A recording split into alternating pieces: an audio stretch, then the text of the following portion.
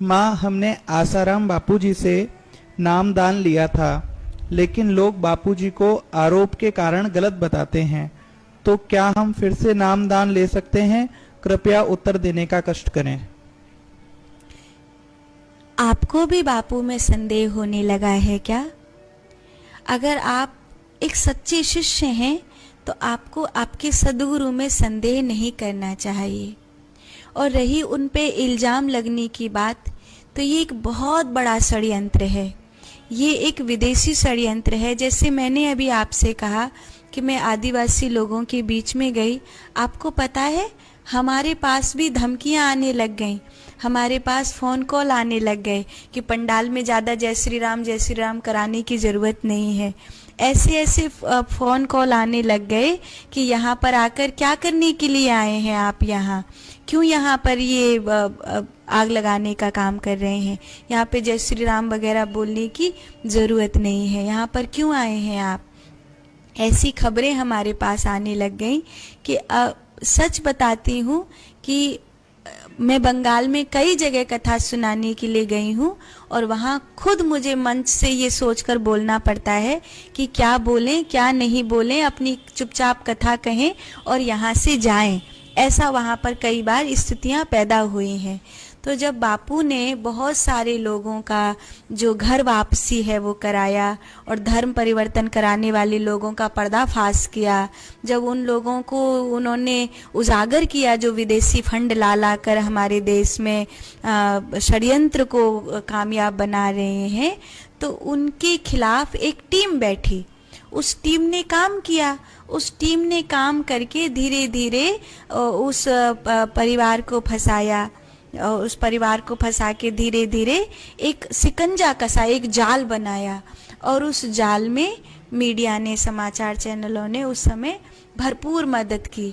उस समय टीआरपी भुनाने वालों पत्रकारों ने खूब उसको भुनाया, खूब उसको ये किया।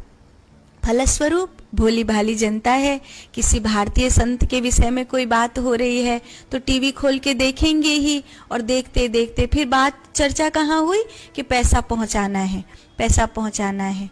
बापू ने कहा कि मैं पैसा क्यों पहुँचाऊंगा अगर मैं सच्चा हूँ तो।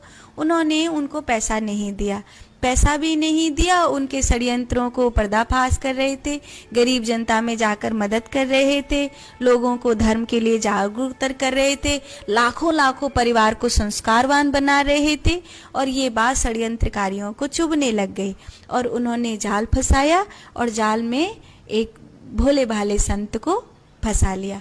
और हमारे जो भारत के लोग हैं, जो हमारे हिंदू सनातनी लोग हैं, उन लोगों ने ये विचार किए बिना कि संत की सच्चाई क्या है, इसका भजन क्या है, इसने लाखों लोगों के घर में संस्कार की अलख जगा दी है, ये देखे बिना उसकी साधना, उसका भजन, उसका ध्यान, उसकी बातें, ये कुछ नहीं देखा और बस धीरे से उसको दोषी मान लिया। और अभी होता क्या है, आपको क्या लगता है सारे मौलवी दूध के धुले हैं? वहाँ कुछ घटनाएं नहीं होती। मदरसे में पढ़ने वाली 8 वर्ष की लड़की के साथ किसने छेड़छाड़ करी? वहाँ के मौलवी ने। लेकिन टीवी पर आया, टीआरपी नहीं मिलेगी और पैसा तो पहुंच ही जाता है। पादरी सब अच्छे ही होते हैं।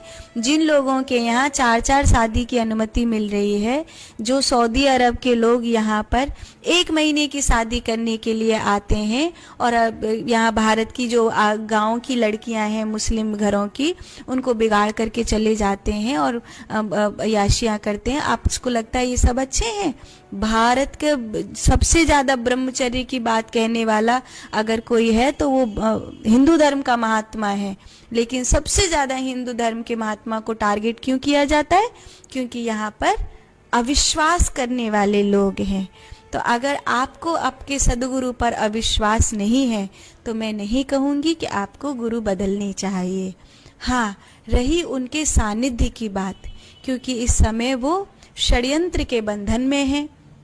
बंधन इस तरह का है कि अब कानून भी वहाँ पर हार मानने लगा है, क्योंकि जनता साथ नहीं दे रही है। इस करके लोगों ने उसको इग्नोर कर दिया है। एक सच्चा सीधा संत जेल में पड़ा है, पड़ा है। ढेर लोग हैं जो निरपराधी हैं, पड़े हैं, अदालत में मुकदमा चल रहा है, 20 बरस 25 बरस, कितने बरस लगेंगे, जल्दी से फैसला आता ही कहाँ है किसी का। कोई अपराधी का फैसला आते आते लगता है कि किसी ने किसी की हत्या करी थी, अभी उसकी हत्या करी और वो मौज मार रहा है, और जिस बेचारे का परिवार बिखर गया वो मुकदमा लड़ रहा है।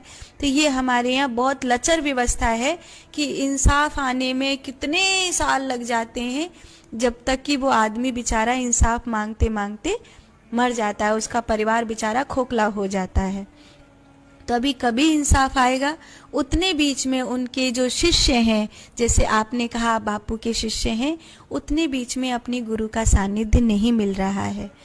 तो उस सानिध्य के लिए आपको जिसमें आपको छोटे बापू दिखाई देते हो, जिसमें आपको ये दिखाई देता हो कि मेरे सदगुरु वाली फीलिंग्स इसमें मिलती है, मुझे मिल रहा है यहाँ पर, जैसे वो मेरे लिए माँ की तरह हैं, मित्र की तरह हैं, वो मेरे लिए साधना को बढ़ाने वाले हैं, वो मुझे भजन ध्यान की बात में आगे ले जाने वाले हैं, सत्य धर्म की राह पर आगे ले जाने वाले हैं, संस्कार से पूरित करने वाले हैं, मुझे मुक्ति के पथ पर ले जाने वाले हैं।